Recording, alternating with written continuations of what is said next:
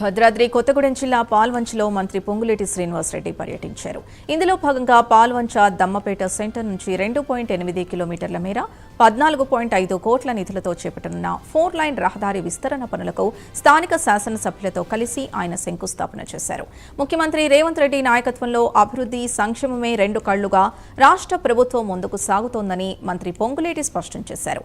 గత ప్రభుత్వం 10 ఏళ్లలో ఇళ్లు ఇవ్వడంలో విఫలమైందని, కానీ తమ ప్రభుత్వం మొదటి విడత కింద 4.5 లక్షల ఇళ్లు, రెండో విడత కింద 2.5 లక్షల ఇళ్లను మంజూరు చేసిందని వివరించారు.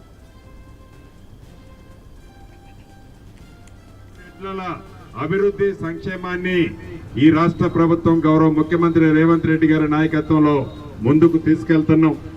ఇంకా చాలా కార్యక్రమాలు తీసుకెళ్లాల్సిన అవసరం ఉంది.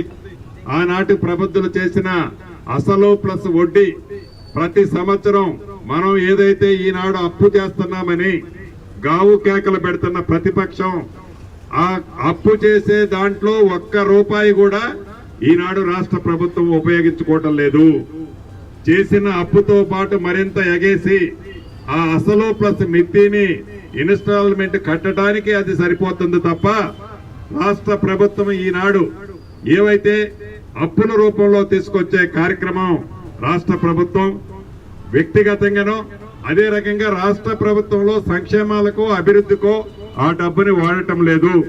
అది ప్రధాన ప్రతిపక్షమని చెప్పుకునే నాయకులు ఒక్కసారి ఆ లెక్కలు చూసుకొని మీరు ఆత్మ పరిశీలన చేయాల్సిన